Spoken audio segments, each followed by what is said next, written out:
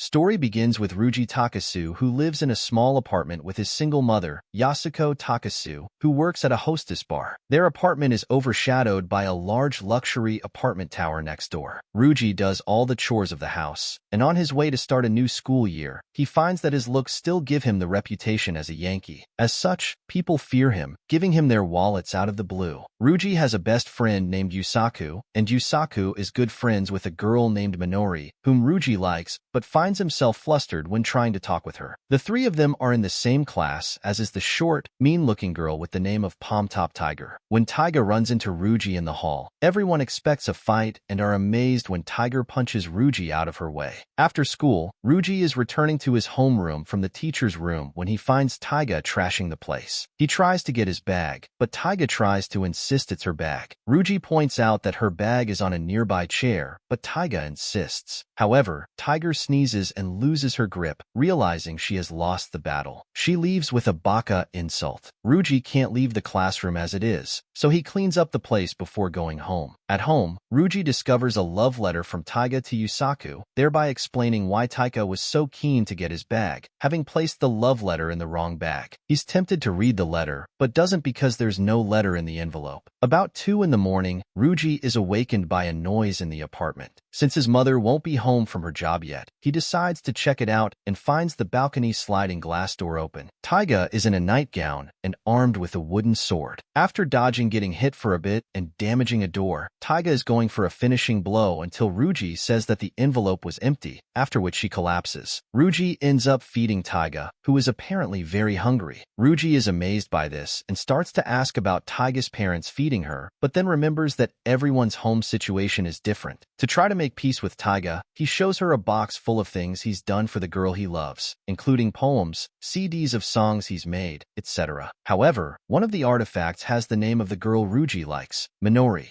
Since Ruji likes Tiger's best friend and Taiga likes Ruji's best friend, it would seem an alliance is in order. So, Ruji agrees to listen to whatever Taiga has to say, just not at the moment. This satisfies Taiga, who heads home, unworried about her safety because of the sword she carries. Making breakfast later that morning, Ruji gets a screaming phone call from Taiga, and he hangs up right away. She immediately calls back, not happy with being hung up on, but instructs for Ruji to go out to his veranda. He does so, and is stunned to see Taiga in the new apartment building in a window, just across from his apartment. Taiga threatens Ruji, but agrees to give him 10 minutes to finish cooking breakfast since she's hungry. He's bringing her some food too. Entering her unlocked apartment, he finds the stench pretty bad. Despite this being a luxury apartment, it is scarcely filled with furniture, but there's a lot of garbage and a sink full of nastiness. Ruji finds her sleeping, so decides to clean up the place. Taiga wakes back up and is amazed to see her apartment clean and breakfast on the small table, and that Ruji is the cause of it all. She sits down and starts to eat without the traditional ita de kamasu that's said before eating. Rather than give Ruji complete satisfaction, she decides to give thanks to the rice god and manufacturers for the meal. Because of Ruji's promise to help her, Taiga has started developing a habit to come over to his house for breakfast and is having him make her lunches because of her failed expertise to cook. They run into Minori on her way to school, and when Minori starts to misunderstand from seeing the two of them together, Taiga claims that they only met by coincidence. This leads Ruji to realize that in order to succeed with Minori, he'll first have to get Taiga and Kitamaru together. Their initial plan takes place during gym class. Ruji and Taiga pair up to toss a basketball around, with the goal of Ruji throwing a basketball at Kitamaru's partner. He would then rush that person to the infirmary, allowing Taiga to re-pair up with Kitamura. Unfortunately, to complicate matters, Kitamura also pairs up with a girl, and Taiga ends up getting distracted so she doesn't avoid the basketball in time and instead gets hit in the face. The next plan involves Taiga giving Kitamura some cookies she baked during home economics class, but Kitamura is in a rush so Taiga has to chase him. In doing so, she accidentally slips on the stairs, and Ruji has to catch her, but her cookies go flying out the window. This latest failure depresses Taiga because she feels that she can't succeed. So Ruji tries to make her feel better by eating all the ruined cookies and saying that they were delicious. Unfortunately, a new obstacle soon develops for the two because of how much time they're spending together. Their classes started to believe that Taiga and Ruji are a pair and are going out due to the amount of time that they spend together. The rumors quickly spread to Minori, and she takes the two onto the rooftop so that she can formally ask Ruji to take care of Taiga. Kitamura. To make matters worse, Kitamura is there as well, and he also misunderstands. Both Taiga and Ruji are heavily heartbroken, and Taiga even apologizes to Ruji because she feels responsible for the whole situation. She had been living alone because she had not gotten along with her own parents and had felt at home at his house. She feels that no one understands her, and she takes her frustrations out on a utility pole by kicking it multiple times. Ruji joins her, and their kicking eventually causes the pole to slant a little. This small victory causes Taiga to decide that she'll confess her feelings to Kitamura, and she claims that Ruji can stop being her dog. Along those lines, she declares that starting tomorrow, the two of them will just be classmates who live next door to each other, and she then bids Ruji farewell, leaving behind her lunchbox. The next day, Taiga doesn't come over for breakfast, and Ruji sees her at school. She doesn't speak with him. What Taiga does do, though, is raise a huge commotion in the class so that everyone knows that she and Ruji aren't a couple, and even Minori apologizes to Ruji for her misunderstanding. Saiga then calls Kitamura outside so that she can confess to him, and Ruji just so happens to overhear it all because he's in the stairwell. Before she can say that she likes him, Kitamura first asks if Taiga is going out with Ruji. Taiga responds by denying that she likes Ruji, but she also admits that she doesn't hate him either, and she notes how he made her delicious fried rice, cheered her up, and stayed with her. It was because Ruji was with her that she is able to finally confess her feelings to Kitamura. Now, Kitamura, however, misinterprets her confession to mean that she wants to be friends, and that leaves her in shocked silence. After Kitamura is gone, Ruji reveals himself and asks Taiga what she's going to do. She's ready to go home, so Ruji offers to make her dinner, but Taiga claims not to want his health anymore. Ruji, however, feels he can't leave her alone and decides that he's not a dog, he's a dragon. Since old-times dragons have ranked up with tigers, so he'll continue to be by her side as a dragon. All this, including the fact that Ruji called her by her given name instead of by her family name, shocks Taiga, and the only way she can think of responding is by kicking him. She returns to her normal bossy self and starts ordering him around again, but she's secretly happy and satisfied that he called her Taiga. And that's the end of the video. As always, if you liked what you saw, subscribe to the channel. I'll be uploading a lot of videos just like this, so I'll see you in the next one.